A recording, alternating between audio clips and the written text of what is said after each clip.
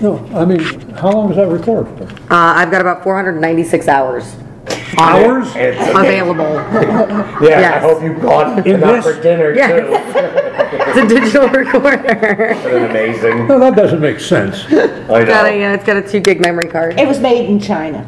It's Sony. So are my granddaughters.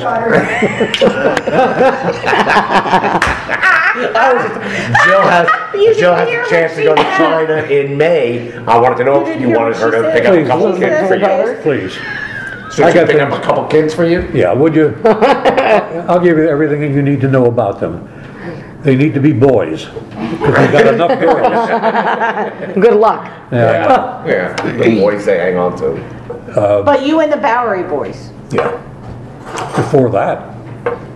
Was that when you were in the TV or when you were the radio? TV. The TV. The radio was first. Yeah. Radio was when I got out of service. And it was in the 50s, and that's when I met Larry King. But on TV. First job, he made $1 an hour, or 75 cents. No, it was $1 an hour. $1 an hour. And he said, Worked for No wonder you couldn't afford underwear. And I was thin then too, because I ate one meal a week. I used to work from 9 at night to 6 in the morning. Then I'd go put my records away, straighten up. Then I'd have to be at the university at 7:25 for my first class. And I was there until 3. And then I came home and I went to sleep until it was time to wake up, grab a quick bite, and go back to work. And what kind of music or what kind of show was it? It was just, those are the days of the disc jockeys. You could do anything you wanted to do. There was no formats, there was no script, there was no, you do anything, bring your own records, do whatever you want, play whatever you want. You didn't have to like log every song so that they could get their royalties?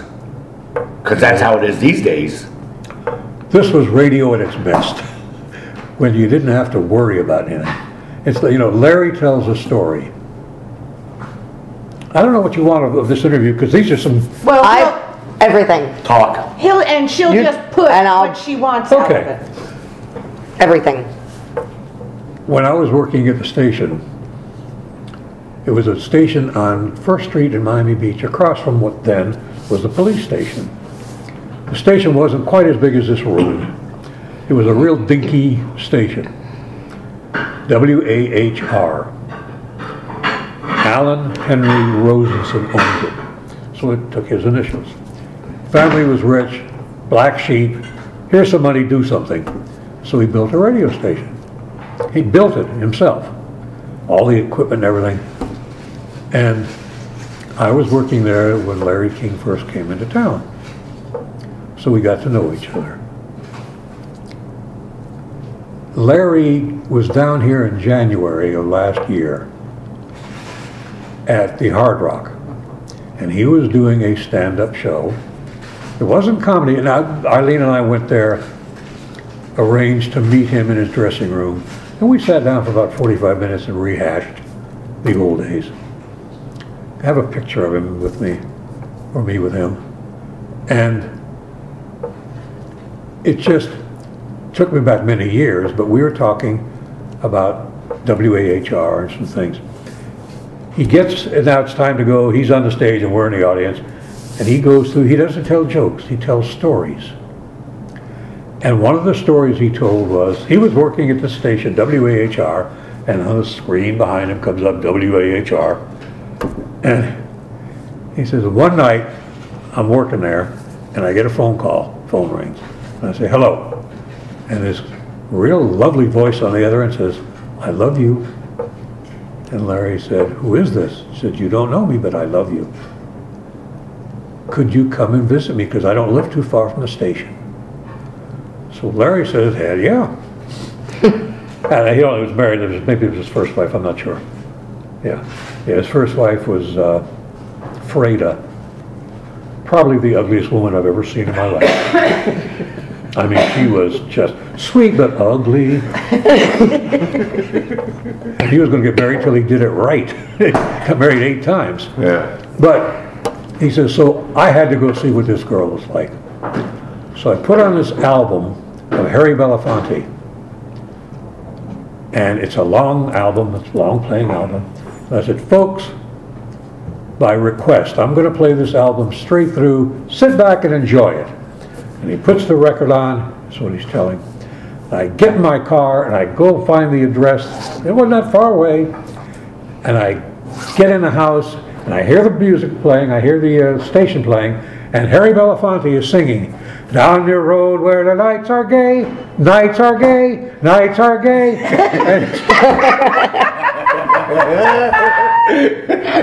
And he said, oh shit, you know, record stuck, I gotta go. That didn't happen to him, that happened to me. I didn't go see a girl. I used to go because I worked all night. Al's Sandwich Shop was on 5th Street in Washington on the beach. And they knew me. I used to call them and say, make me a sandwich, whatever it was. And I put on Ella Fitzgerald because it was 37 minutes long. And that was enough time for me to get from 1st Street to 5th Street, pick up my sandwich, come back. So I put on Ella, by popular demand, gang, here's Ella Fitzgerald, just enjoy the heck out of it. And then I got in the car and went to get my sandwich. Larry never did that. So he took part of what I did into what he did. And made it just a fun story. You must have Absolutely, wanted it worked to well. stand up and shout, no, no, no, that was me, that was me. And it wasn't a girl, it was a sandwich. I like your story better, Larry. But it was, these are some of the things that happened that were so much part of my life. The show that I did on television that you probably never saw, and hopefully you never will. It was the worst kid show ever. We found on YouTube something though. Didn't we look him up on YouTube? Oh, I kept found trying? still I shots. something. I don't remember if I found, did I find something on YouTube? How long I know were I you at found the still radio shots because that's station? what I emailed you. How long were you at the God. radio? Well, I went from AHR to KAT to IOD. And then at IOD, I started working at Channel 7. I worked at Puppets. I worked on the Gleason show. I did a lot of, I saw a lot of people, not a lot of neat people. And there was a show called Rusty Rivets. Rusty Rivets, yeah. Now I couldn't find that. I found Charlie Baxter had a partner, Toby the Robot. I'm going, that isn't her. No, it it was isn't. Rusty Rivets. Right. Yeah. I have the film of Rusty Rivets. It won't burn. I can't get rid of it. It just keeps staying. It is the worst show ever on television. It was a dumb show. The robot looked stupid. It smelled. Everything was wrong with that show. But it was How long was it on? about a day. It was on probably 13 weeks. Wow. Yeah. That's pretty good for a terrible show. They had to. And then where did you go after that? Well, I was still at. This is lunch. I hope you enjoyed this. It took her that long to do that? Yeah, at least then what would you watch each one individually? Absolutely. But it was the part of my life that was so much fun was getting to do things where I could do whatever I wanted and you wouldn't know it was me, Yeah. except for the Bowery Boys. The Right. disguises. But Willy the Moose, you never saw me. Well, I shouldn't say that. Burger King was one of our first sponsors. I remember the Burger King puppet. And I did the Burger King puppet, which was the first puppet ever for Burger King. Okay. I did the voiceover for that. Took 2 days to do it, made some decent money, and that was great. The Burger King calls for then Royal Castle took over. Burger King dropped it, Royal Castle took over. And there's a Royal Castle set in the studio with the counter and the grill and all the Royal Castle stuff. And the scene called for Willy, who was obviously behind the wall, to come out and steal a hamburger from the plate. Charlie is cooking the hamburgers and put it on the plate, and he turns around and do something else, and Willie's supposed to come out and take that hamburger and leave. So Charlie turns around to do something else. I come out and the camera cuts to me. I'm standing there with a sling on my arm grabbing a hamburger. It's like a deer caught in the headlights. Oh crap, I've been exposed. But that literally happened. Everything was live. Live then. TV, yeah. Wasn't taped. No. And then, I mean, it was just, I'm grabbing a hamburger and I'm looking there and I'm, oh my God, the red light is on me. How did you knew Charlie Baxter from Channel 7? Yeah. And did you audition? Did they say, or did they just say, you, the guy cleaning up out there, we need you to put this puppet on your arm? We got together. The story is the owner of the station was a putz. The owner of the station was a guy named Sidney Anson, who was about this big. He was shorter than me. That's good. Short guy with absolutely no concept of any television or radio. He was a shoe manufacturer. He was a real estate mogul from New England. But he got the station by default when NBC lost. And he didn't know anything about it. So he said, we need a kid show. So he went to the program director and said, find me a kid show somewhere. We need to be competitive with Chuck Zink and whatever, Captain Kangaroo. Yeah. So the production manager knew me well. We used to play tennis every now and then together. And he said, would you like to do a kid show? I had a good sense of humor at the time. Hey, long story short, Charlie was doing Empty Graves, and we got together to do this show, and we wrote the scripts. We did everything. We planned it. Oh, you did that too? Oh, yeah. The scripts were sketches because most of it was ad-lib. Most of it was ad-lib. We had a good time with And each live other. TV. Live TV. Live. And I'm behind the fence with my arm up this moose's neck, and it was like he was alive. The cameraman, I'll tell you how dumb that thing was, how real. The cameraman, who I can't see, I'm behind a fence. Willie can't see, he's a puppet. It comes time to go to a commercial, and the cameraman is giving Willie the signal, 1 minute. Like lamb chop. Yeah, and I don't see this, so I'm going on, and I'm going, and the guy says, you know, that's what they're telling me they're doing. I still can't see him, so the guy has to run around the fence to tell me, get out of here for a commercial. They believed this was a real thing. But this is live television, so you can't get away from that. Yeah. I love That I would rather see live TV. Oh, it's so spontaneous. Yeah. Oh, God. There was a thing that Jackie Gleason was on Johnny Carson and told this story where he did there was a show called Masquerade or something. They would put celebrities in a scene. It was almost like what became green screen for Who's Line, and they would put them in a flat that was a scene. They would stick their head through, Yeah. and the panel would ask. They would ask the person couldn't see what they were in, the scene they were in. They would ask a panel the questions, Right. and that would and they would try to guess the scene that they were part of. Right. And it lasted one show. Jackie Gleason was the host. Johnny Carson was the host, one of the two, and Gleason was the guest in the scene, or vice versa. Gleason was the host because it would. It was so bad. The show was so bad. Like the story? That Gleason went on the following week, and they said we're just canceling it. And Gleason goes, no. These people like me. You have to at least give me one more show.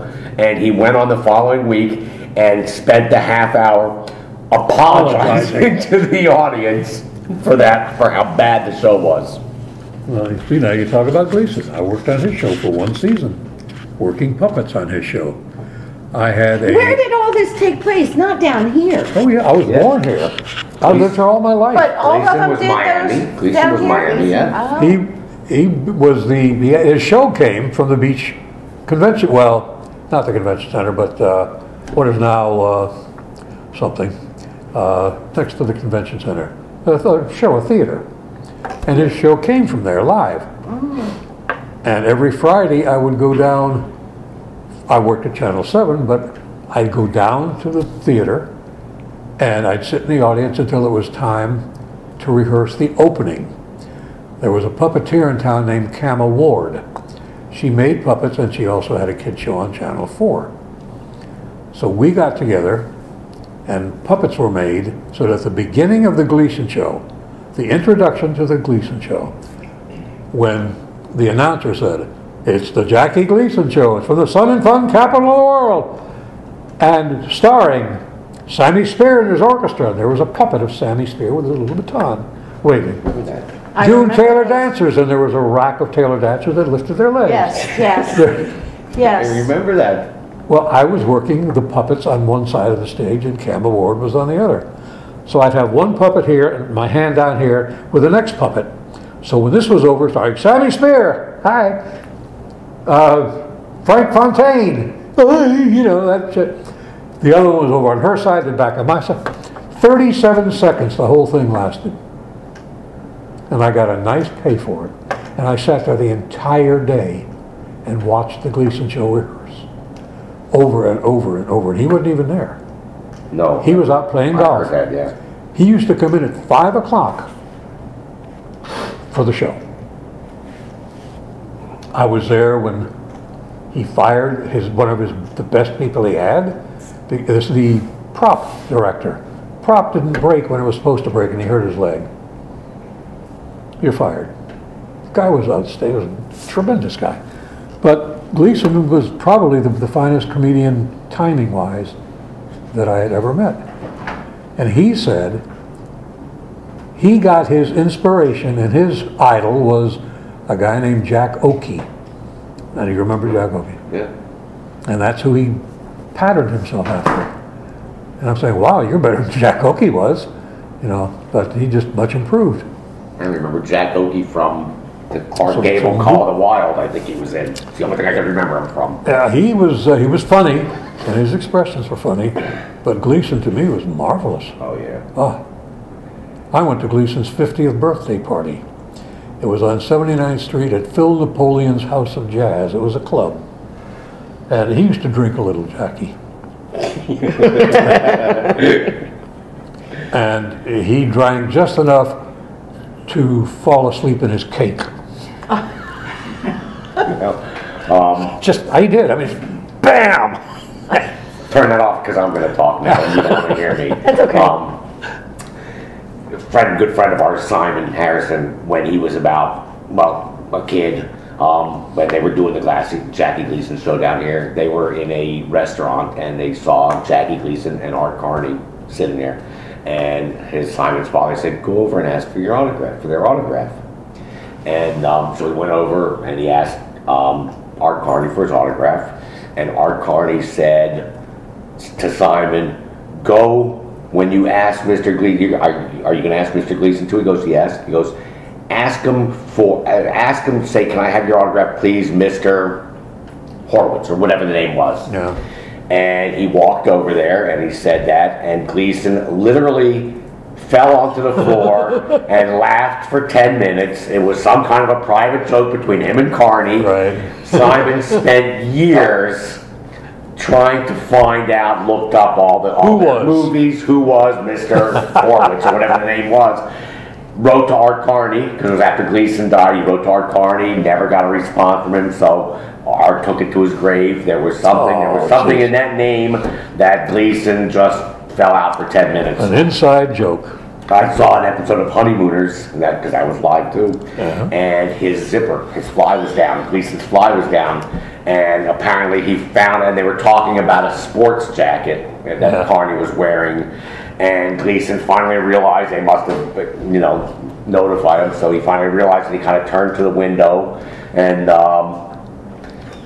you could see him just disappear, and then he turns back and he goes, I'd like to get me one of those sports jackets.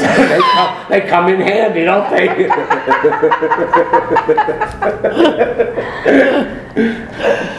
You ever see a dead man fall out of a window? No, it doesn't matter if it's unzipped or not. Yeah, he was the great one. Definitely. Oh yeah, and it was a pleasure to sit there and watch him I go liked through Red it. Skelton. And I grew up loving Red Skelton. They could never film your 37 seconds Never and saw just splice it in each night. It was all... Well, they had different guests. You know, they had to Whatever happens to the guests too. Yeah. Okay, so she would make puppets for whatever nights the guests were and But stuff. the majority were these standards, Right. Sammy Spear, Frank Fontaine, The June Alice, Dances. who's Alice? June Taylor dancers, and Alice, who? his wife, Alice. Played No, his that was wife. on the Honeymooners, not Yeah. on the Jackie Gleason She show. wasn't on there at all? No, They did it later on with Jay Meadows. yeah, Jay Meadows? Audrey and Jay Meadows. Audrey Meadows was Alice. yeah. But those were good days. They were fun. We had, I got a chance to meet a lot of people. Which did you like the best out of all of them? Which show or what job? What job? Television. Radio was radio. There were tons of radio stations everywhere, but there were only a few TV stations. And you could do more of your own thing. Not only that, but it was challenging. Did you ever break away from not doing puppets and just doing something yourself? Not on the air. Not on the air. They wouldn't let me. No, I worked at Channel 7 long before the puppet thing came up. I started out, I was a film editor for all the movies that were played on the Don Barber Show and the Bob Clayton Show were movies I every day. remember Bob Clayton, who did a lot of Jerry Lewis movies. Bob Clayton, yes. His name was Jimmy Box. That's his real name. And I would have to edit the movies down to the time that would fit the format. They had to put commercials in, so you couldn't leave everything the same length. So I'd have to watch, hey, you got a friend. So I'd have to watch every movie, just stand there and crank these reels and look at the little box and watch the people move around and the sound. And then when I got to a section, I said, well, I can get from here to there and eliminate this without anything being lost. So I'd cut that out, cut it out this end, I'd splice it together, put these things by themselves and number them so I know where to put them back. And edited like 18 movies a week. Wow. Then I moved to assistant promotion manager. And then I moved to the moron, the owner's assistant. Here's a guy that told you didn't know anything about television. We're at lunch one day. Some NBC executives are coming down to visit. So he wants to go, the owner's name is Sidney Anson. Go over to Tony's Fish Market, which was on the 79th Street Causeway. Nice place. And the four of us, Sidney, me, and these two executives are sitting, eating lunch. And Sidney doesn't know his nose from his elbow about television. So in the middle of everything that these guys are asking and talking about, I see him looking over at one of the guys' plates. He leans back and says, are you going to eat that? The NBC executive, he said, no, I'm not. He didn't ask. He stood up, reached across the table and took the sandwich. Oh my gosh. Crude? Yeah. Wealthy? Oh yeah. This was Sidney Anson. This was the guy that got mad at me because I told him you can't do what he asked me to do. Film, 16 millimeter film. That's what they were using in those days. Okay? He said, cut it in half and use 8 millimeter film, you get twice as much film. I said, Sidney, you can't do that. You can't. You can't do that. Yeah, yes you can. I said, I'd like to make a suggestion. Go upstairs, talk to the head engineer. If he can do it, I'll make sure he does it. Of course he went up, because he didn't believe I was right. He went up and the engineer told him, you're out of your mind. And the engineer wasn't there very long. But that's the way he was. Here's a guy that has multi-billions and he goes around at night turning off the lights and going through trash baskets to see that people didn't waste paper. That's why he's got billions. Is he still in, I mean, is he alive? Is he still in? No, fortunately he died. But With millions, yeah, I'm sure. his son owns the station to this day, Edmund Anson. I knew Edmund, his wife, you see in the social, Toby Lerner Anson is her name. She's a philanthropist, and she's pretty well known around town.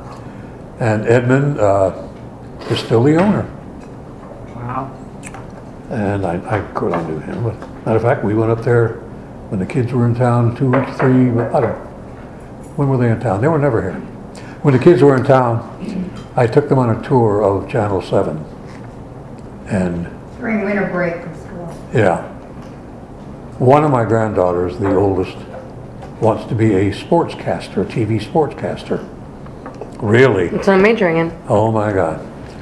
And she's 15. And in Madison, they have a station, it's like for dwarfs. And she's Asian, so you better start over at TV.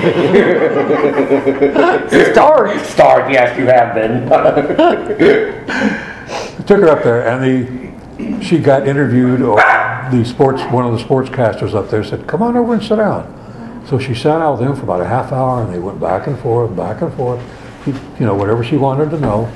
And then she came over and watched two girls give the news live at noon, and a weathercaster live. These two girls were gorgeous, beautiful girls. One was just so plain and simple, and the other was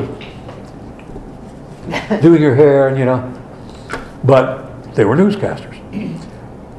And the weather girl befriended my granddaughter, said, watch this weathercast, and would you hold the cue cards? Oh, hell yeah. So she's over there holding these cards, which was a thrill for her. And she got an education, because the weather girl, is standing in front of nothing. A green screen. A green screen. Yes. And she's looking at a TV monitor, and Right. a TV monitor, and a TV monitor, and so where's the weather? Yeah. All green screen, and that was amazing. I always thought that's what took the talent, was knowing how to point by looking at yourself on a TV screen. They're not. They're looking off screen, and you can't see them looking that way. But so she got a good tour up there, went through everything. But it was. So when are you That going was to take fun. my little girl? Well, I wasn't very happy with how I got around to getting it, because I had an appointment to go. The girl never showed up. The guard wouldn't let me in the gate. And there's my daughter, 2 granddaughters, Eileen and I. And the guy said, I can't let you in without permission. Yeah. And so, well, the girl that's supposed to meet me here and take me on tour, You know who I am. she's not there. So I said, I'm going to play Here, LuAnn. the power trick. I said, do me a favor, get Ed Anson on the phone, please. Edmund Anson's the owner, by God, you know him? I said, I've known Ed for, 40 years. He calls, he gets up on the phone. Edmund isn't here today. So I said, get me somebody who's been here 40 years, because they'll know me. He makes some phone calls, go ahead on in. And that's how I got in. And I figured that Edmund Anson was the only reason I got in. But it's, your question was, what I like most? TV. Most challenging. A disc jockey was a disc jockey. You pushed the record, you talked into the microphone, you announced the record, you read the news, you read the sports. And it was all rote. It was just same thing all the time. Television is so changes, all the time. Anything can happen, especially when it's live. Especially when it's live. Yeah. It's a shame he's still not in the business still. What one? He'll have a job tomorrow. Yeah. What one thing, though, through all those years, actually changed your life? Other than marrying Eileen. I was going to say, other than leaving your wife. What changed my life? That's a very good question, because I don't know that it was any one thing. The fact that Maybe took it in a different direction, or did anything happen? There's going to be that a really- pause here. Just television, just the opportunity to be able to do what I did. What he always wanted to do. It really is. When you said you were on the radio as a DJ and you were going to classes, the classes were what, broadcasting or editing? Well, I took graduate U of M, so I took it, But in communication. Oh yeah. By the way, I was the only one. There's a fraternity at the U of M called AE Row, It's a broadcast fraternity, and members who are participants in whatever get elected to AERO. It's an honor. And I'm sitting there one day realizing I'm the only one in this communications school that's working on the air, doing what I'm practicing or going to school for, and I'm not an AERO. So I said something to somebody. So they made me a member. And then you didn't have to pledge. And I didn't have to pledge, You didn't have to go and it through the really process wasn't of an it. honor. I still have my AERO card, by the way. I did. I'm not going to let her forget it. But it was the Can whole. I tell a funny story? Can you? Yes. I don't know. Can you tell a funny story? I've heard her talk, not so much. No. Well, this When better- he this was better be going funny. to school all day and working all night. I know He was the home story. maybe 4 hours that he could sleep. And Michael was in the family room in our old house. And there was a little girl that was playing with him. I don't know who that was. Yeah. But they were playing, This was Westchester? Yeah. yeah, Westchester. But they were playing like they were House. husband and wife. They were playing house. And she said, you be Shayna. the daddy and I'll be the No. mommy. And with that, Michael goes and lays down on the couch. And I said, what are you doing? My daddy always sleeps. He never saw my Like, let's watch Daddy sleep. That's what she thought. That's what he thought. That's great. Yeah, good story, babe. Well told. Funny. And yes, it was funny. It was a funny story. Every once in a while, I'm overshadowed by it because he doesn't allow me to talk. I won't even answer that because I still love you. How many years were you at Channel 7? What years? 1950, thinking here, 1956 to 1963. Then I went, they were both owned by the same company. Then I walked across the hall to WIOD, where I was offered a better job. And because Willy the Moose was not going to last forever. Right. And I walked across the hallway and still became a member of Cox Broadcasting. But Which they is, wouldn't let you keep that job if you wanted to go further. I remember that. no, if my boss at the time at IOD said, you got to give up Willy the Moose if you want to work here because you're full time here. I said, I can't do that. That's part of me now. And I just couldn't do that to walk out and where's the show gonna, what's gonna happen then? Yeah. Yeah. Not that it was me, but And the the show, kids the that watch kids. it. So, it ended up where I ran its course, but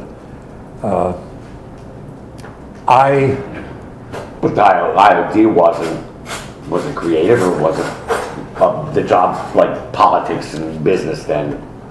no, it was a sales situation. I became sales manager, then I became general manager, then I opened up a radio station downstairs and changed it from WIOD to WA1A, changed the whole format.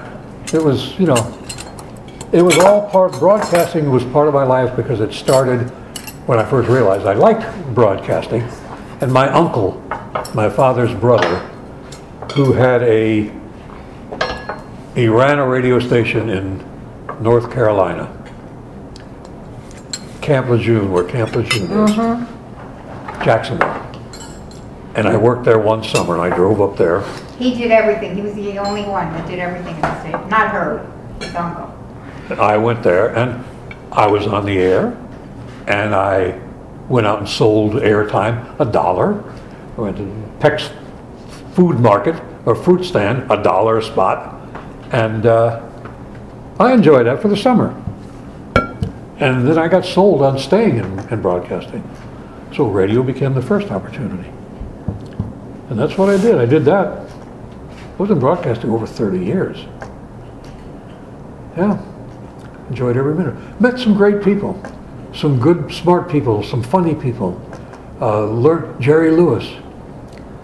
Worked on his show because he was on NBC. And he had a show. Not down here. No. But they did it from here one on set, and I worked on his show. And he gave everybody at the end, all the crew, a Jerry Lewis caricature cigarette lighter. And I said, thanks, I don't smoke. But I took the lighter. I mean, Of course. I have no idea where it is now. I have no idea where it is. Oh, man. He's not good for everything. No. Make sure you get that in there. Right. That's where Bob Clayton played like the bell captain in The Bellboy at the Fountain Blue was Bob Clayton. Yep, I remember that. I remember.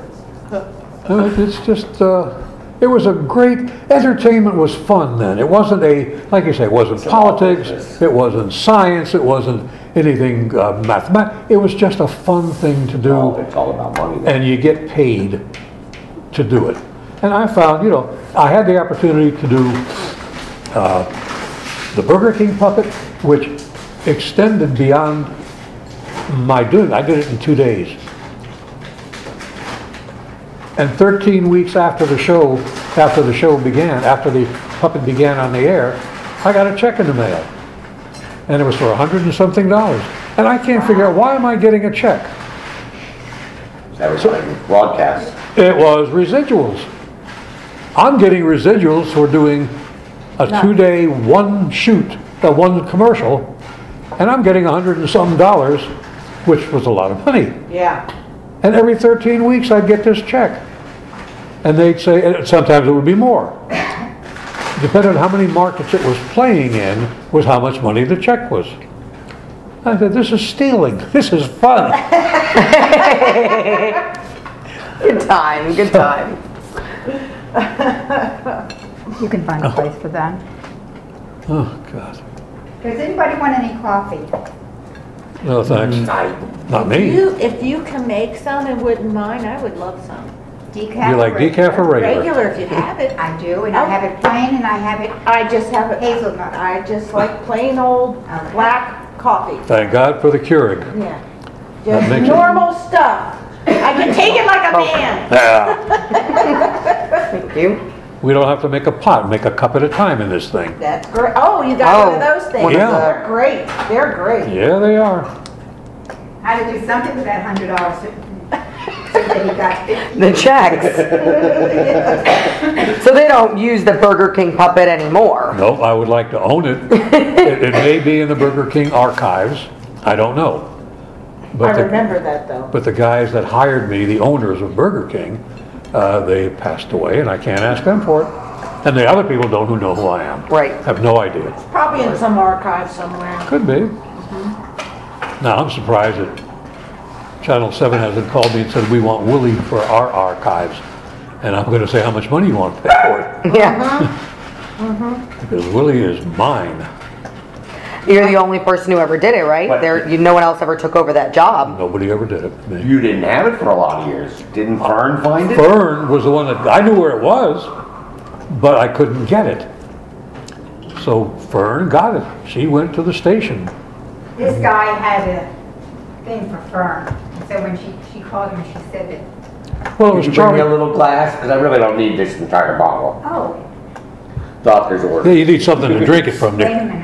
And some ice, maybe. Let me Oh, help. I would have come out and done it. Thank you. Well, we're not here for you to wait on us. Yeah, Oh, hell yeah. kind of hard. You notice the two guys said that. Right. It's always how it goes. What would you like here, Herb? Actually, nothing right now, thank you. So then I'm not, you I'm not through talking yet. And I What hope what's today, I know Saturday? you've learned to be multi-talented. You can eat and talk. Oh, I never knew that. Yeah, I just, I don't know what, there was a point in my life where I left Advice for you. the School of Arts and Sciences in college because my dad, who was in the retail business downtown Miami, had a hat shop for 50 years. said, why don't you consider accounting? There is a very dear friend of his, and I knew him also, who has one of the largest accounting firms in Miami. You graduate, get your CPA, and you've got a job that has a lot of potential. CPA, investments, real estate stuff. I said, I find it very tough to write in these little bitty squares. But I said, okay, so I transferred from the School of Arts and Sciences, I was on the GI Bill at the time, into the School of Business. And I took accounting for a year and a half. And I said, I cannot do this anymore. This is not me sitting behind a desk looking at numbers all day. But my math became very good. I mean, I do well in math. So I asked permission from the VA because they were only allowed one change. So I made a mistake.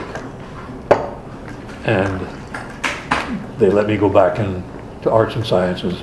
That's when I continued communication. But that to me was what I always wanted That to was do. the generation, your dad's generation was like, art, TV, what, it's a fad. It's a fad. Right. Absolutely. You need something to fall back on. Things were so different in those days. Yeah, they were. Really? Yeah, they were. Thank you. What you saying? You want want some too, huh? Oh, she'll eat all day if you let her. So you were in what branch of the service? Air Force. 1951. Korea? No, I couldn't get overseas. Let me get I some. tried. You had a plane, why not? Thank you. I got home on free with airplane rides, but because of my administrative skills, according to my test that you take when you go into service, there are 7 categories. It's mechanic, engineer, different categories that how you score well on your test, that's where they send you to school to pursue it. Well, I scored the highest in administrative. So they were going to send me to automotive engineering, airplane engineering. You see And I him fix said, it. why would you send a Jew there? That doesn't make sense. There is no way I know how to fix anything, nor do I want to. I can do anything you want with math. So the guy, I don't know why he did it, but he said, okay. So I got administration, and I ended up on the base, and I couldn't go overseas because the base commander didn't want me to leave. I wanted to go because all these people, my job was when people come in from overseas and other bases, my job was to look at their history, their records, and assign them to our base where they would best fit. And I see all these people coming in from overseas, from Germany, from Japan. All they could talk about was Wiesbaden, Germany, the garden spot of Germany, Tokyo, an incredible place. You gotta go there. I volunteered to go everywhere but Korea, and I couldn't get anywhere. Wouldn't let me get off the base. I had people come to me at the base. One was a guy who was from Wyoming who had a Mustang, brand new Mustang. Nobody else had cars. Brand new Mustang, wealthy family, came to me one day in headquarters, put an envelope on my desk and walked out. I opened up the envelope and there's $1,000 cash. We're talking about 1950s. I thought I could retire. And it's a note, please send me overseas, Joe. I can't do that. I can only do it the way I'm supposed to do it. In addition to which, if I get caught with this thing, I'm going to be court-martialed. So I gave him $1,000 back. Your father and Marty Ackman that he became a thief in his mind. So the next benefit was the PX, where we used to shop. And the PX guy befriended me, a guy named Wayne. He said, do me a favor, get me overseas. Do everything you can. I want to go. I said, I'll try, but again, I'm limited. Because I don't want to get in trouble. So every time we'd go to the PX to shop, he would go into the butcher area and cut some whatever it was, steak or ground beef or what, and put them in a bag And write bones on it. and write X, a red X on it, which meant bones for the dog. So when I check out, I didn't have to pay. So I said, well, he's not giving me any money. I could do this. I could be this much of a thief. And I could never send him overseas. And I felt badly about it. Now there's another question you could have asked. What if I had stayed in service? Yeah. I worked For the USO and stuff, you had talent, never. I didn't think, see, I was young then. Your If I stayed in mother service- wanted you home anyway. That's how I got out of service a little early. I was an only child and she wasn't well. And the war was over then. But I remember Shane. if I'd have stayed in, like one of the guys that went in with me did. He stayed in for 22 years. He became a lieutenant colonel. He retired at 42 years of age. With Norman four- Schwartz, did you know? No, not Norman Schwartz. Not Norman. Norman Galton. Norman Gold. Okay. He has a pension for the rest of his life, has base facilities available for the rest of whatever Shane. benefits. And he was only 42. So what did he do? He married a woman whose father owned a circus, so he joined the circus. A true story. He joined the service and became the manager.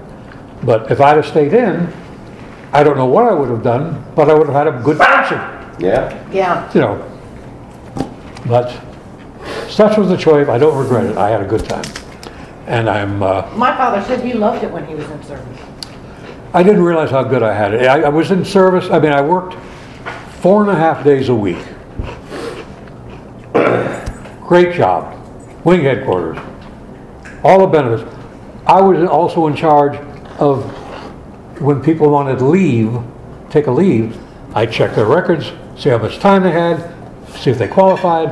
Yes, you can. No, you can't. I had as much leave time as I ever wanted because I just never told them I took anything. So I always had leave time. I could go anywhere. So I'd take my leave time, I'd get on a plane, I'd come home. But again, that was cheating. I loved it. And answer to your question, I don't have any one specific area that I think changed my life. I think the fact that I chose to go into the entertainment broadcast field changed my life. And took you in a certain direction. Yes. That led me from going into Channel 7, that led me to Willy the Moose, and led me to Bowery Boys, and led me to a better frame of mind. What is it with the Bowery Boys? Not the Bowery We Boys. never heard anything. What is that? She's thinking of the dead end kid. Yeah, dead end kid. When you say that, what do you Or mean? you know what, it was Bowery Theater, I think.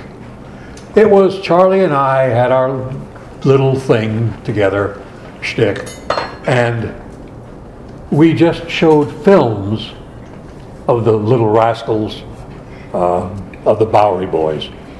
And we hosted the film shows. That was it. When the film was over, we'd talk and we'd play around with each other. And I'd mess something up. So that was another show we did. You can find that online too, Bowery Theater. Yeah. It's one of the pictures I sent you.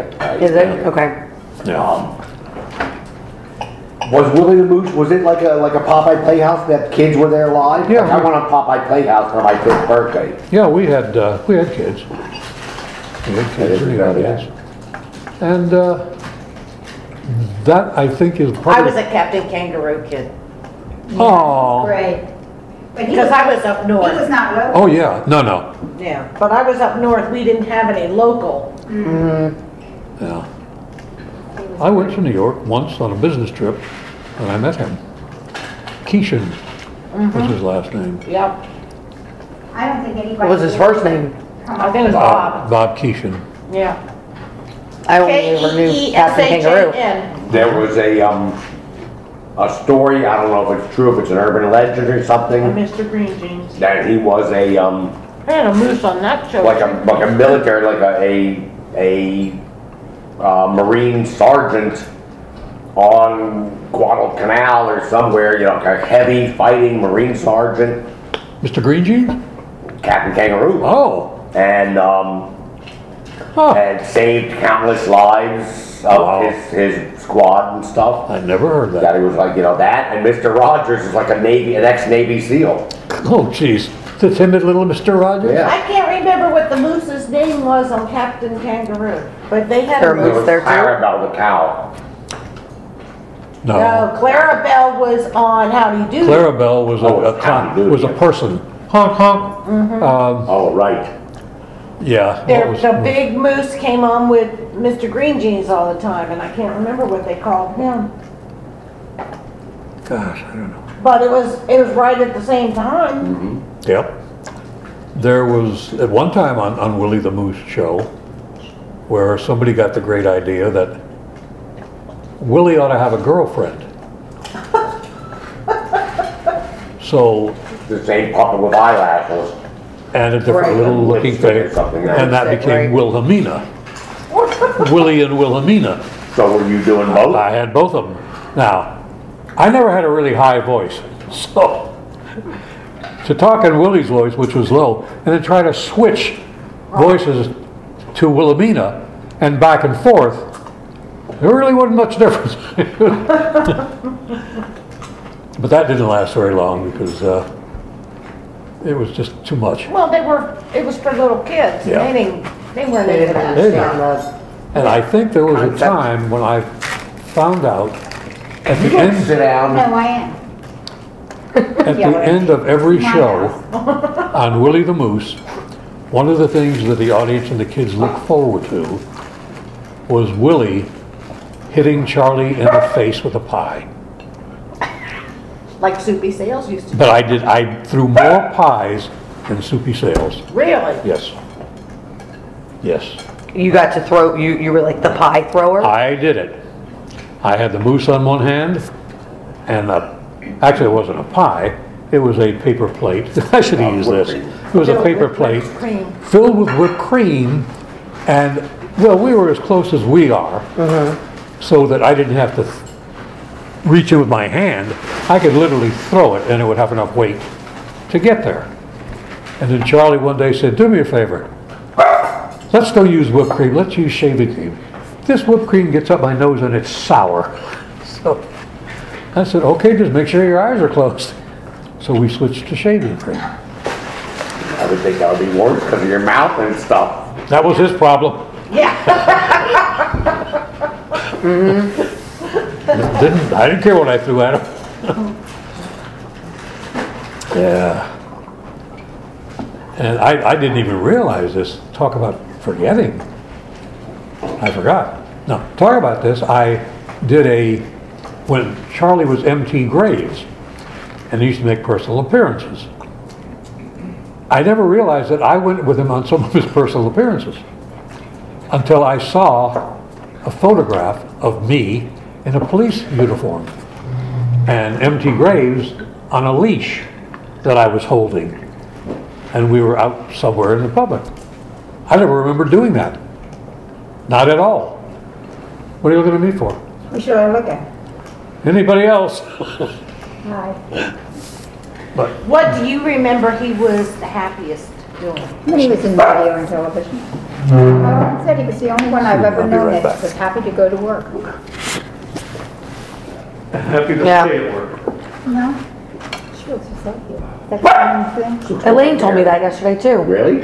You do? So I look Everybody else just like says you. she's looks like the image of Mary. Oh, no. I don't think so at all. Jerry looks like Barry. Jerry looks like Barry? Is he bald? Yes. Yeah. Really? Well, he shaves his head. Oh, he shaves it. Yeah. Well, He's they not- shaved while they were being presented? And would there Let me be just think. those recordings anywhere? If they're anywhere, They're at Channel 7 in their archives. I never thought to ask about them.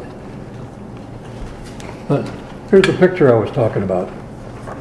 Empty graves. Remember Empty Graves? And then he went and did Empty Space after that, where they were on like a different planet. I don't anybody know who this is? See, now this is my life. This is why I like show business. Wow. You know who that is? Jane Mansfield. She lost her head over me. She is the mother of, Mariska Hargitay. that's it, who was in the back But she seat. had an accident and. She was in the back She was seat? in, she and her brother were in the back seat when. I never realized that. I just read that recently. Oh, my goodness. She and her brother were in the back seat when they had an accident, Tammy McTrail. Good thing they were short. Yeah. Pardon Just me. like she was decapitated, yeah. So they were in the back seat with their mother, with part of their mother. It took a great deal of restraint to look straight ahead. I bet. My eyes are up here. I bet. Boy, you were a good-looking guy. Do it. Yeah, but when he was young, man, he turned heads, I bet. Wow, how else can he get a hug? Huh? Eileen. Helen Hunt. Nobody ever told me hot. What'd you do with Helen Hunt? None of your business. Held that picture with one hand.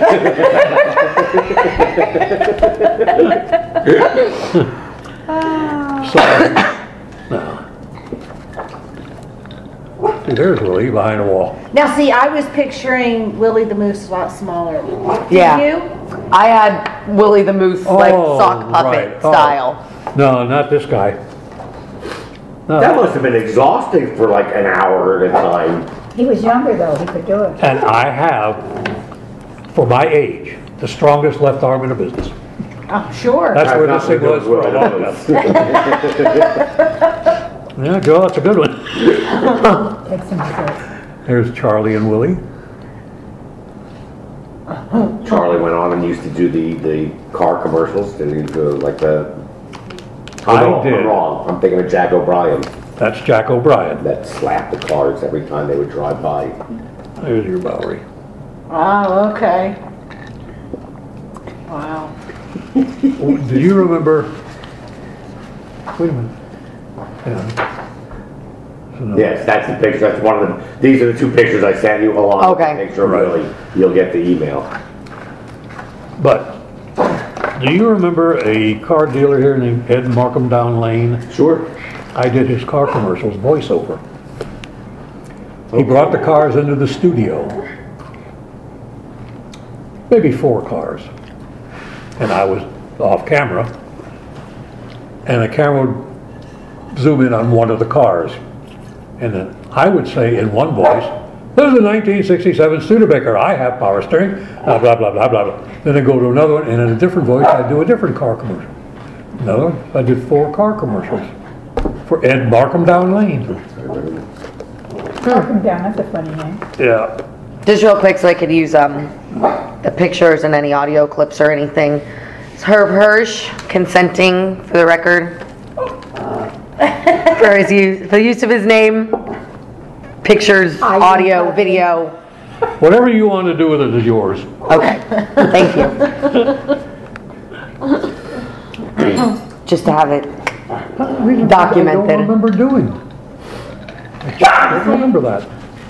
Empty Graves was he hosted like a movie, like the Saturday morning movie, like Mystery Science Theater 3000 kind of thing. He was probably, It was I guess it was all spooky movies for Empty Graves, and then for Empty Space it was more science fiction and he was probably the most popular character on Channel 7 ever. Ever. Empty Graves. Human. I hope I was the animal. No, you. Are you still turned on? I am. What turns you on? Hearing about broadcasting. Ah.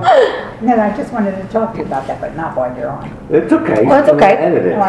Yeah. You only got 480 hours left. Yeah. 95. When do you graduate? I've got a year and a half left. I'm a junior. Okay. So I have about a year and a half left. And this is for what? You have to bring this. This project is for my Foundations of Civic Engagement class, and we're recording oral histories. I talked to Elaine Rakoff, I talked to Erin, we were at the VFW Thursday night, we're here, and we're recording oral histories, and we're going to be putting them on like a Facebook page, like a web medium, we're trying to bring the stories of past generations to today's youth, to eliminate the disconnection between the generations. You want to go out. You're getting me nuts. And we're supposed to link it to FGCU's anthropology page also, which is where I go to school, Florida Gulf Coast University. Great. We're at Fort Myers, so This was a program. Famous someday. someday. Hope so. That's what he's counting on. Well, Yeah, because somebody's gotta, Somebody's gonna take care of it. Disability doesn't pay enough.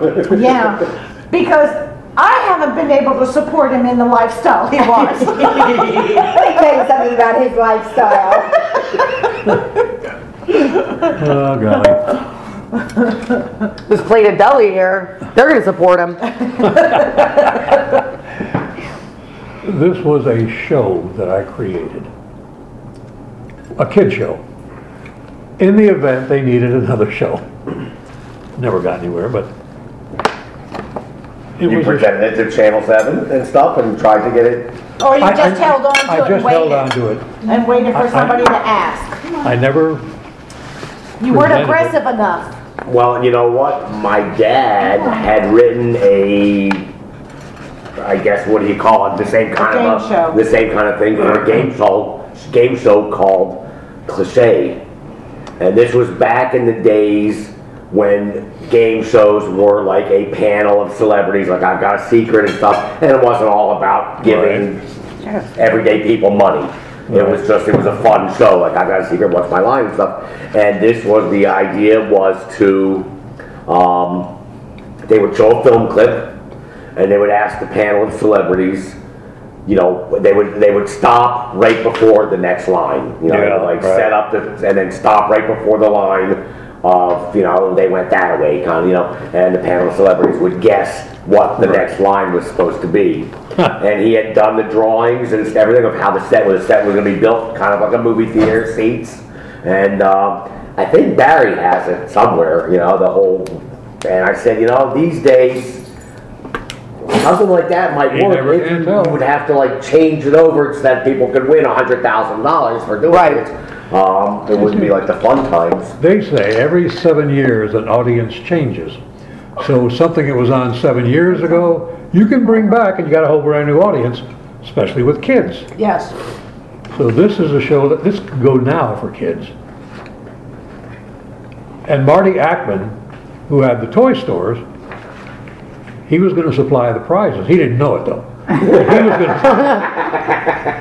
to, but for his mention on the air, this was a show where it's like Battleship. You remember Battleship?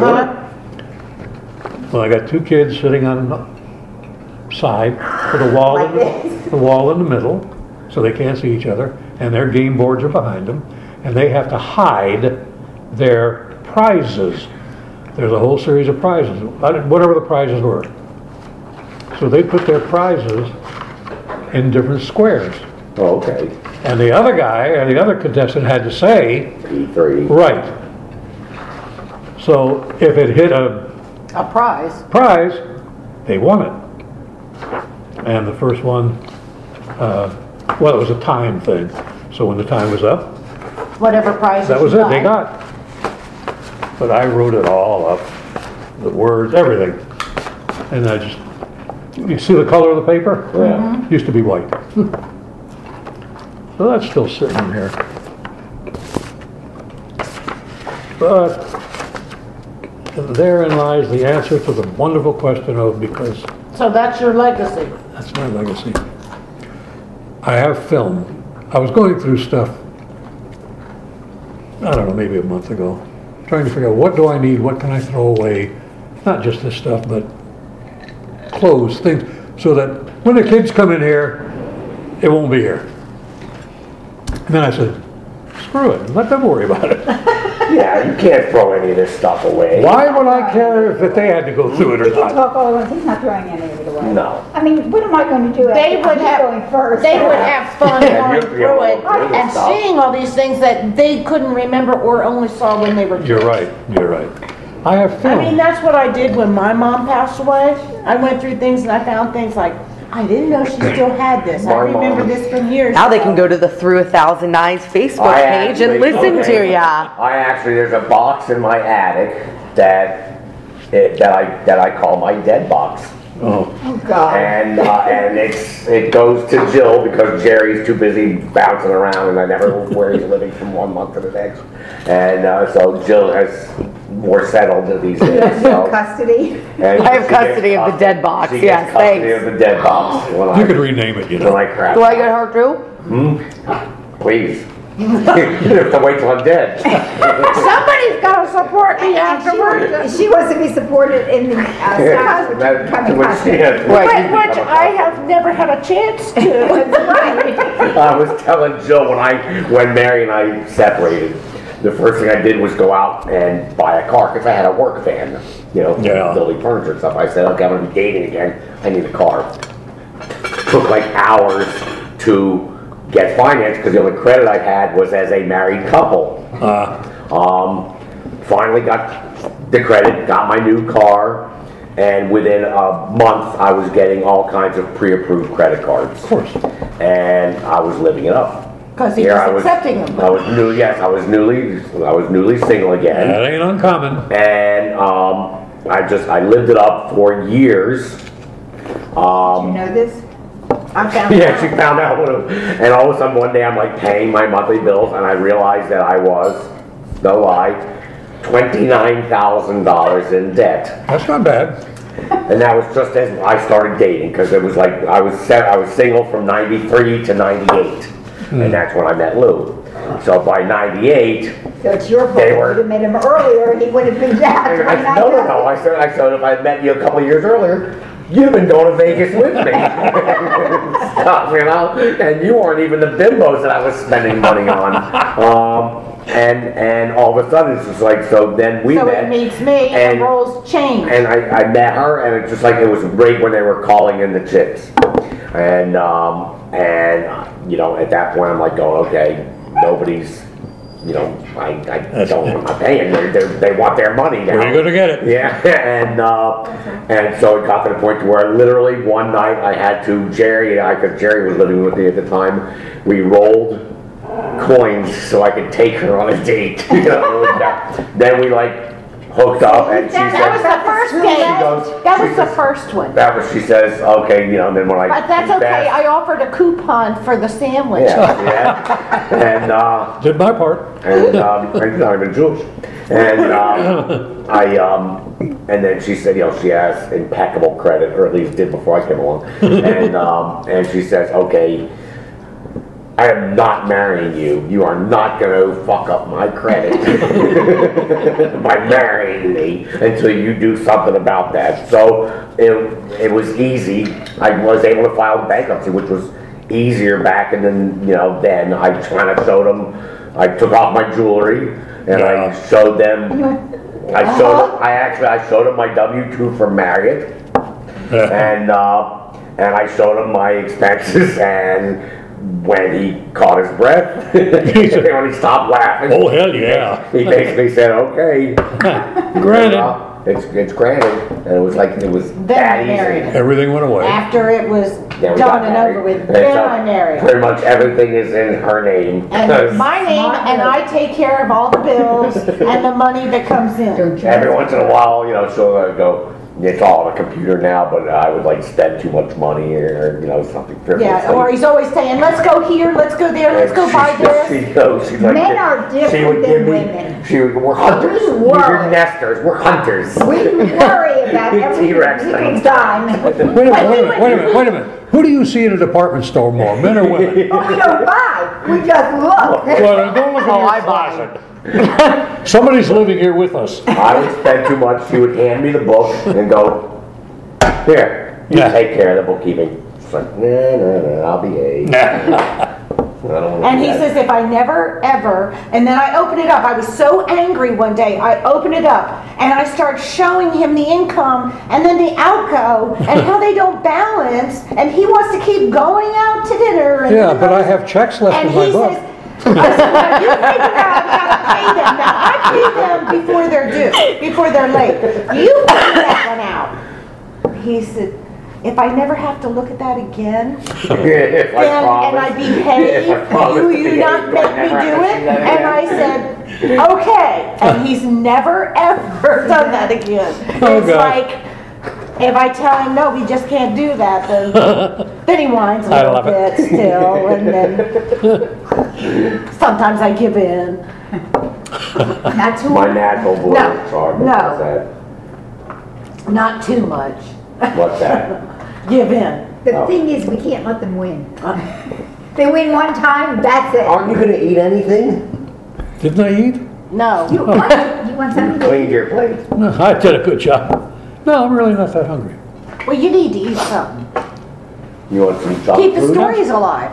Keep what? It'll keep the stories alive, along with you. I'm not interested in me, the stories I want. He would eat if he wanted to. I don't eat lunch all the time. I don't eat breakfast at all. And I don't I When he eats dinner, Once you start, it's like a That's my nonstop, boyfriend. then that's what you want to but it's do, or very me. He doesn't eat all day, and then I cook dinner, and he eats a huge plate, and then he's miserable all night. yeah. Well, see, I don't eat that much a plate. I mean, I must have a bad metabolism because I don't lose weight easily. It's a bad metabolism because you only eat one meal. You're supposed to eat 6 small Your meals a body is day. actually Right. storing fat. It thinks you're in starvation mode, and it's actually storing fat. Which Even- Joel never gets that opportunity to think that way. I store fat just for fun. I do Stay it. warm in the winter. I do it for the winter. That's When- right. When are you starting your big 50-pound escapade? After this. Monday. Second Tuesday of next week. Herm's was the day after Super Bowl Sunday. That's when I'm And? going to start. His is every He Monday. did, but the day after Super Bowl Sunday. Meanwhile, His is every Oh, I tried to get Monday. as much as I could crammed into my body. Every I time do it. Thursday rolls around, it's like, we have to eat all this and get it out of the house because I'm starting on Monday. Then I go to the grocery store Next week, afterwards, same get thing. the stuff, and then Thursday rolls, we gotta get this out of the house because I'm starting. I said, I thought you were supposed to already start. That's it. I want to open a gym and call it Resolutions, and for like the first 6 weeks of the year, it'll be a gym, and then we'll put tabletops on everything, and it'll be a bar the rest of the year. Tabletops on all the machines, bring in the liquor, make it a bar for the rest of the year. I read a post where it says, I'm going to start calling my bathroom gym instead of gym. I'm going That to way the I gym. can tell people I go to the gym every morning. Well, in my case, I go to the gym about 8 times a day.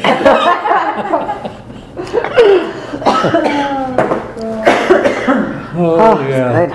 Thank you. It was Oh, very my. good, thank you. thank you for the cakes. Oh, That's why she's barking at you. I didn't know there was. She could probably see it or smell it. What was it?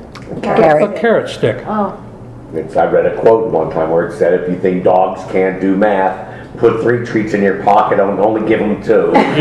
See what happens. The vet had told me to fill in with, when she wants a treat, with apple slices and carrot sticks. And it would be less fattening, because she wants to Yeah. eat all the time. Yep. This dog is a goat. It will eat anything. I mean, when I say anything, well, now she doesn't do as Mine. much because we feed her more. But when we aren't around or don't see her or watch her, she has literally eaten a fountain pen. She has eaten a clock, chewed up a clock. keeps Paper, good time, though. and every now and then she writes. But do it, not ever leave. As a matter of fact, when you went to the bathroom, did you notice where the toilet paper was? Yes. I did. It wasn't in the holder That's I because- know. Oh, because no. she goes in and eats it. Yeah. And She'll take a end of it and you'll see toilet paper in the That's- house. It's like the car, That's like mine. the The bear. commercial on TV with the, yeah. Yeah. But I mean, I have literally, stay here. I have literally found bills that she has chewed. So you say, well, the dog did my homework. Well, the dog ate my bill, but she did. She'll get up on the desk or somewhere where it's too What close. makes them do that? You know, the vet told me once when mine was little, it was something lacking in their diet. There is no way a dog requires paper, ink, No. or clock parts. But you know, she's very allergic, and there's Yeah, to things that- pens, clocks. And she's right twice a day. And the vet said to me one time, don't give her anything but one thing, so we can find out what it is. Well, who can give her one thing? She doesn't get it here, she gets it outside. Well, I don't know. When we brought Layla home, A tinsel for Christmas. oh, jeez. And then when she poops, it's... Sparkly! You can find in the dark. when we first brought Layla home, we didn't realize about the toilet paper. And we had the toilet paper roll, and she's running around, and I'm in bed doing something. He's back in the studio, and I come out of the bedroom, and there's just the whole roll Look like snow. everywhere. Yeah, I know.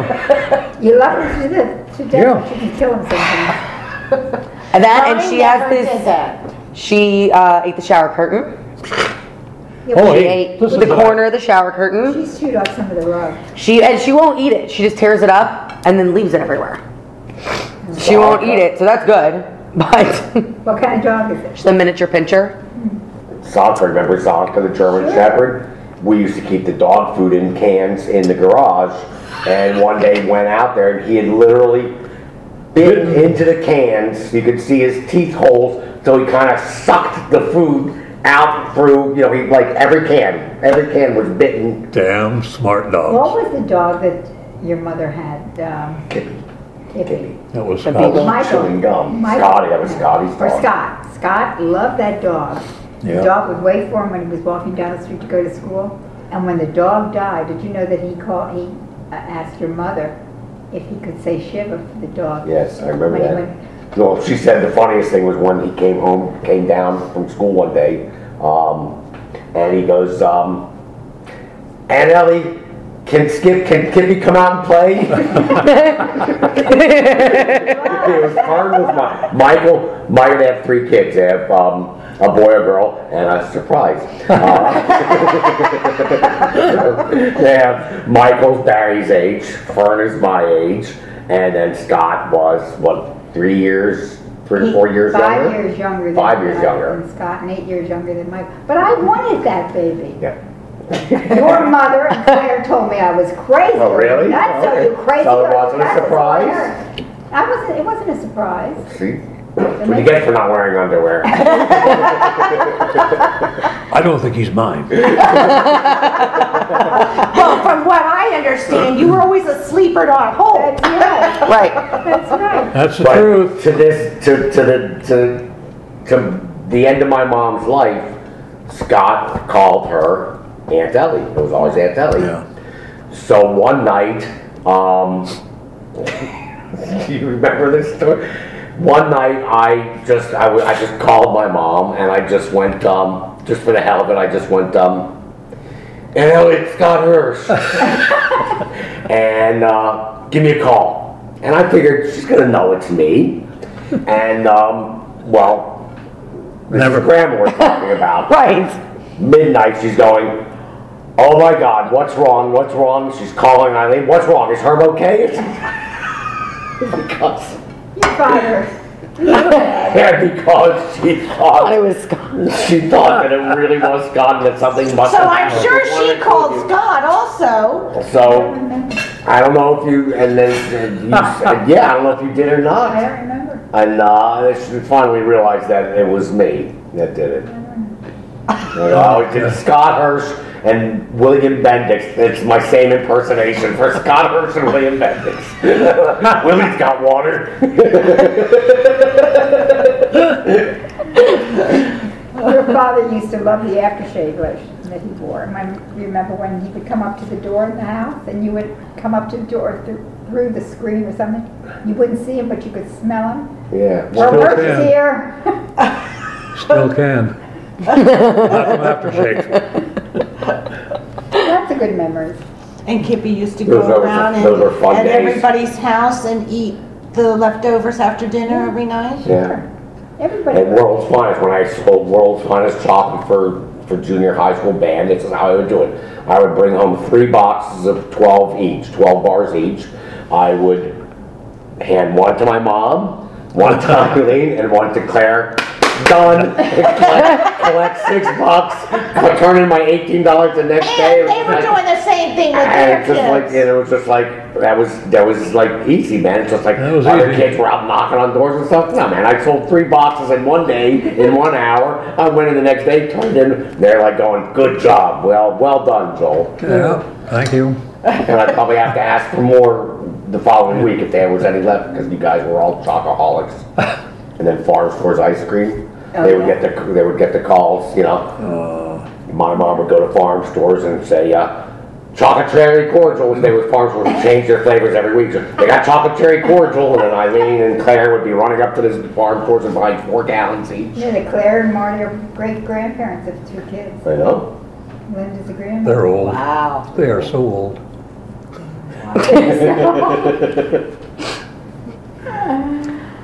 Too much.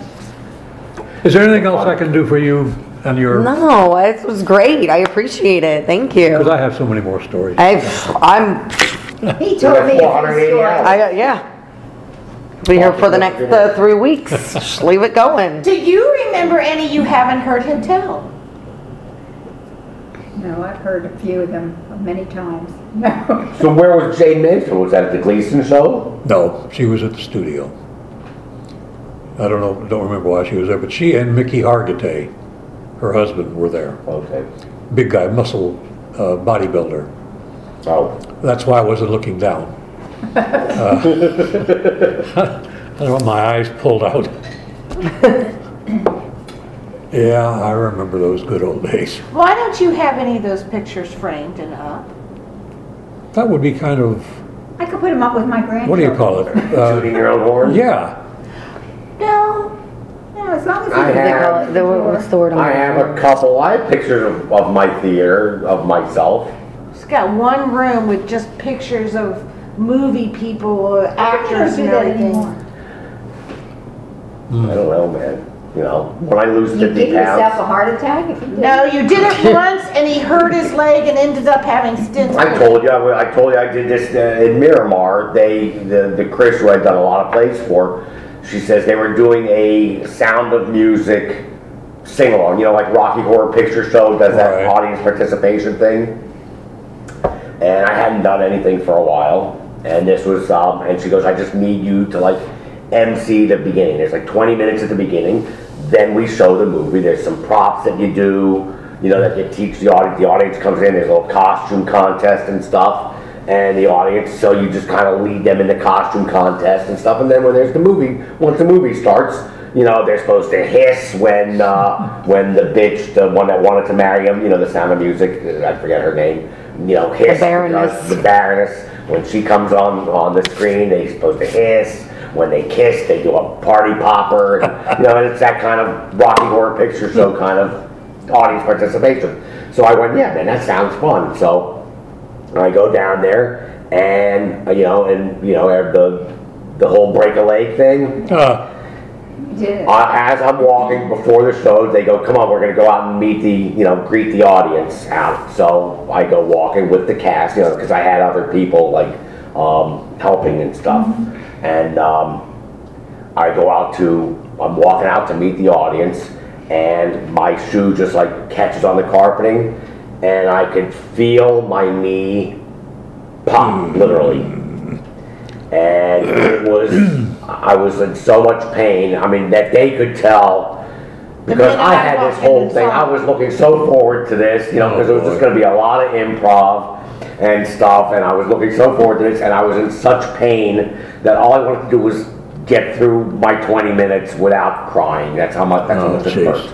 And that was a year ago, at least. At least, Oh, a year and yeah. a half, yeah. And then I said, Oh, so it was after your heart attack. Oh, yeah. yeah, it was the first It was thing. the first thing he first tried thing to I do. tried to do after my heart attack. It wasn't a heart attack related or anything. It was Yeah. But we screw up. figured, there wasn't a bunch of rehearsals or anything. It was all ad lib. He just had to be there then and just do the one show. So, okay, that's gonna be okay. He doesn't have to have the stamina of 3 or 4 nights a week rehearsal and weeks and Because it weeks does, of I stuff. get worn out still. I really So we figured that would be a good start and try it out.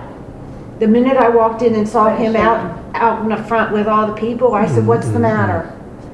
And he's like, "I hurt so bad." And we stopped off on the way home, bought a cane And ice. and ice, one of those ice packs, and 500 milligram. It was just a muscle or something, just popped the ligament or something, because all I could do was put ice on it and use the cane, and then, within a week it was gone. But it was just, I was. Something was telling you not to do It it. was just such a letdown, because I was looking so forward to it. What a shame. Yeah, yeah. So, and I haven't tried anything since. Of course, the place she does a lot of musicals these days. And the musical talent. First of all, I've done a couple musicals. I did one musical. And a 2. couple benefits. Well, I did Kiss Me Kate. And Anastasia. Was it Anastasia? Anastasia, no. No. I don't know, just the Disney version. Yeah, exactly. and I did a non-singing role in Kiss Me Kate, but I had to deal with musical theater actors, and God, they're terrible. they are, every one of them thinks they're God's gift, and none of them are here in Florida. No, you're We've right. And, tried being at parties with them. Yeah. And they are just so stuffed shirt. Into and themselves. Yeah. They don't want to talk about anything else but them and the, Yeah, I mean, the it's just shows. it's like the people on Glee, it's like that head Yeah, chick on Glee. yeah. That's what they're all like. And so it's like, I can't stand acting with them. I went with a friend to see another friend in an opera. Ed was a schooled opera singer. And so my friend Mickey and I went to see Ed in this opera, sat through 3 hours of opera, and that I will never get back in my life. And then they had chartered or whatever you call it, a little pizza restaurant. They reserved the whole room so that it was just for them and the stars and stuff of the opera and stuff. And the 3 of us, Ed, Mickey, and I, were literally kind of sent to another table away from the head table, where all these opera divas and Fortunately male divas so. do. And, It takes a special kind of a person to get up and do all that stuff. Because of them thinking only of themselves, yeah. Yeah. But, That's showbiz. comedy. Yeah. I love Yeah. comedy. I did Anastasia, which was a drama, and I You are a shining star I because you were didn't going feel to Broadway. I didn't feel comfortable doing drama. Comedy's my thing. Yeah. I will. It's like that, the Steve Martin introducing Tom Hanks at the IFI thing. It's like, first time I saw this kid, I thought, he's good, I wish him luck. And then I saw him in whatever, and he did, I saw, it was comedy, and I thought, comedy, that's good, it's a marketable talent, that's good. And then I saw him in Apollo 13, and I saw his charisma with the camera and the drama, and I thought, motherfucker. It was good, he sent me that, I was rolling. And he goes, and Steve Martin goes, and the talent, the real talent of a celebrity, of a star, of an actor is, can he make a comeback after his A dead career one. falters? And when Forrest Gump refused to top $600 million, which he came back and did Saving Private Ryan, which unfortunately stalled at just over $300 million.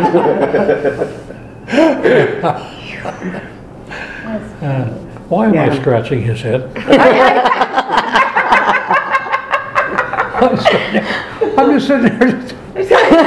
Well, you're just gonna have to. Something lays beside you're a this dog chair owner, or so something he lays never its head in gets your along. lap, you scratch it, it just is. Aw.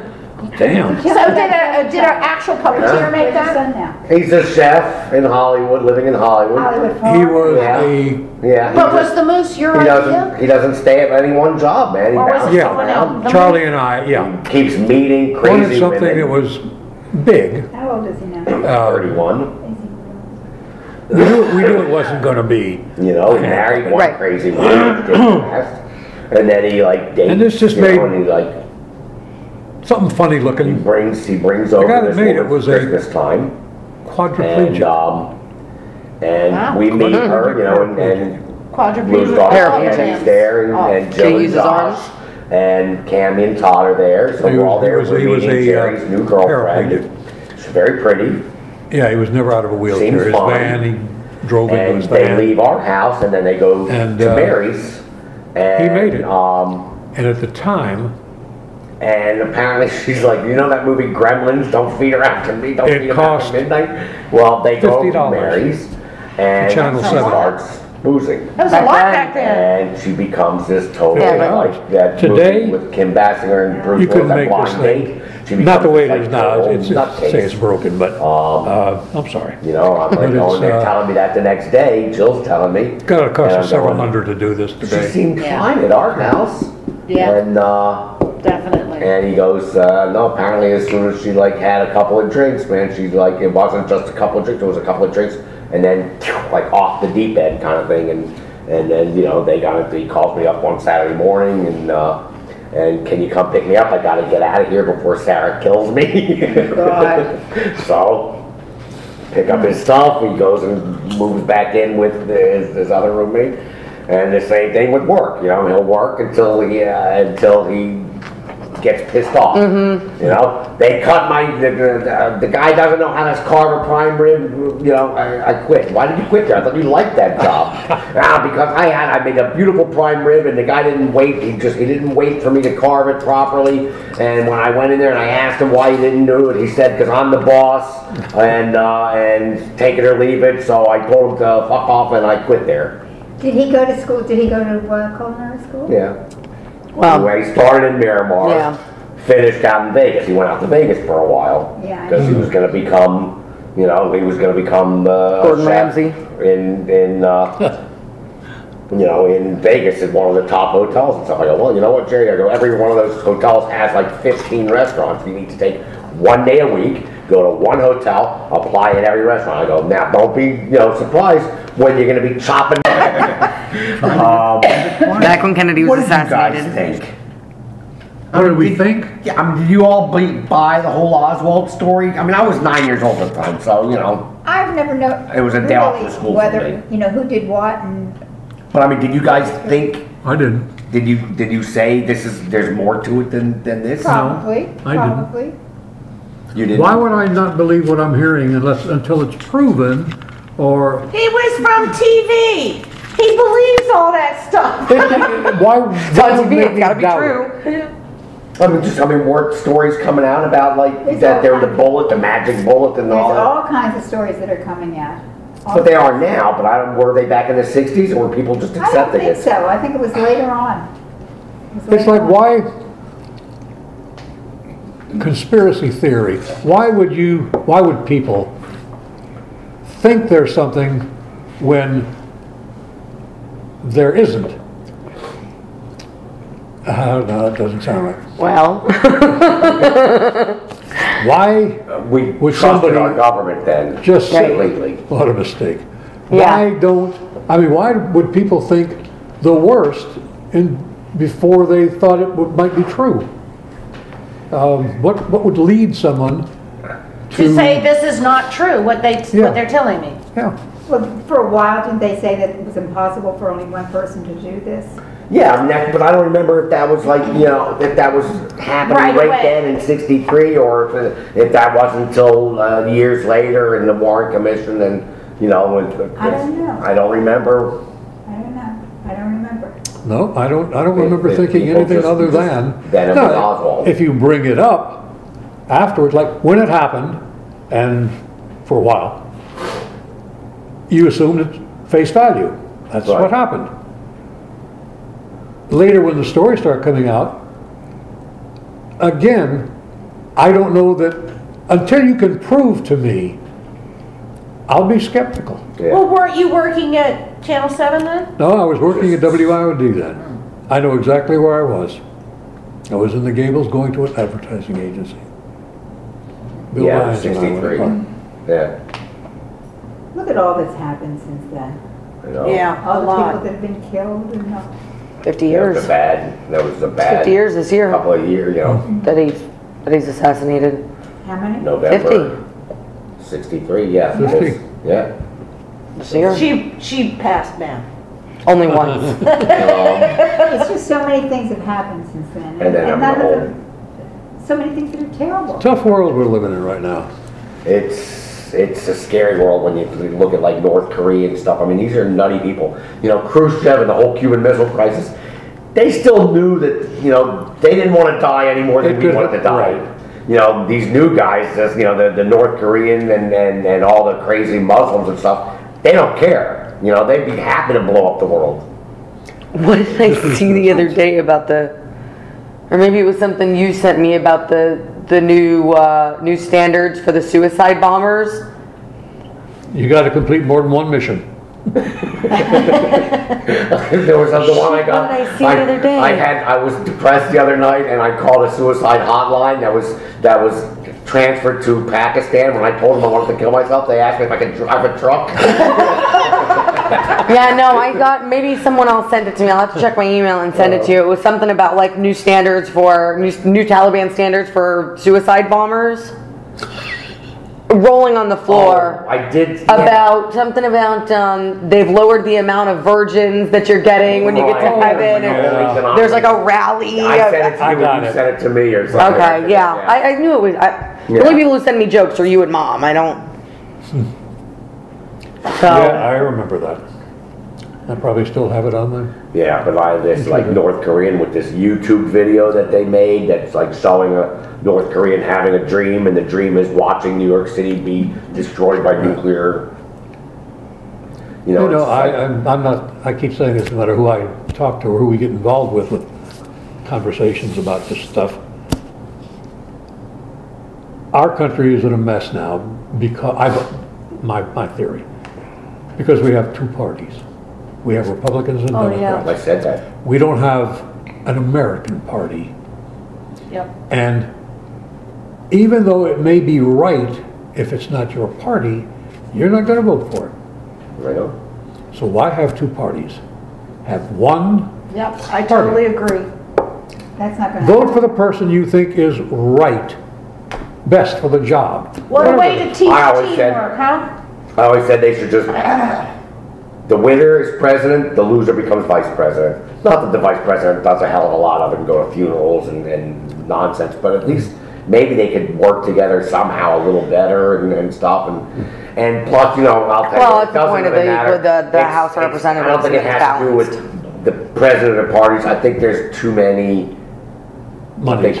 It's all money, you know, the lobby, tobacco lobby and the NRA companies and and NRA and stuff. And that's who's really pulling the strings. It's a shame And, that a country is run You know, like that. because, I mean, you know what, man, it's just like that we're buying all this like foreign oil and stuff when like Alaska has They And have Wars, what you need. desert. it's like, you know, it's time, like Dennis Miller says, fuck the caribous. Let's start digging. You know, it's just, it's time.